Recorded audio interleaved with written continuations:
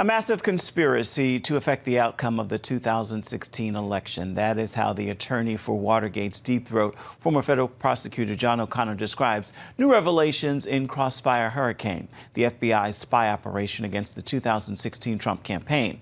On this week's episode of The Global Lane, O'Connor says newly declassified documents point to the criminal liability of former Obama administration officials. I think that we will find that there were more of these shoes to drop. There are other facts which were not provided to the FISA court. I think Radcliffe declassified the big one with Brennan because it deserves its own storyline. But basically, it gives us the theme that the Obama administration knew very well that this was about Russian disinformation. And when I say disinformation, I'm talking about the sources that Christopher Steele used. The sources Christopher Steele used were all Russians. The primary subsource was suspected of being a Russian spy. So we have some spies or ex-spies of Russia combining with Hillary. Obama had to approve the expenditure of the funds because he controlled the DNC money. So what do we have here, Gary? We have a massive conspiracy to affect the election in 2016 and also pull a coup on Trump, but a massive conspiracy with Russia to do that and our own intelligence agencies. And that's the irony of it, that we've spent 3 or 4 years talking about how Trump supposedly colluded with Russia, where it was all a complete hoax. It's exactly the opposite is true, and it's very profound. Now, what I expect will happen in the future here, well, there will be more bits and pieces which are confirmatory, which confirm that the FBI did not tell the truth to the FISA court. There will be more and more details that will sort of break the back of this thing.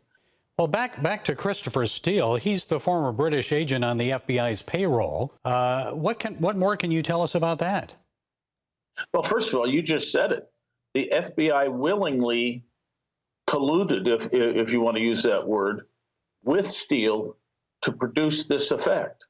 And Brennan also was colluding, and Brennan was using Steele's information to go, for instance, to Harry Reid, who's known to be a leaker, to tell him. He briefed the Gang of Eight, trying to get this out into the press.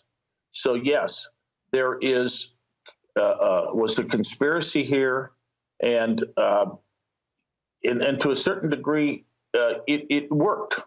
But I think it points to criminal liability. That's my thought, Gary. Well, let's go beyond the FBI. Let's look at the CIA. Of course, we mentioned Brennan. Well, how about Gina Haspel, the current CIA director? She was station chief in London at the time when the British allegedly helped to spy on the Trump campaign. So what's the likelihood that Haspel will willingly declassify those documents, turn over documents about CIA and British intelligence involvement in that effort? Because it may not look too good for her. Well, that's right. And let me point you and your viewers, Gary, to the so-called Maltese professor that supposedly was the Russian-connected professor who started this whole thing by honing in on Papadopoulos, on George Papadopoulos, and telling him that the Russians had emails on Hillary. The Mueller people and Comey have always depicted him as being some sort of a Russian asset. That's always been nonsense. We haven't seen much from Prosecutor John Durham's investigation, just, I think, one guilty plea from FBI attorney Kevin Kleinsmith. So what do you expect will happen now?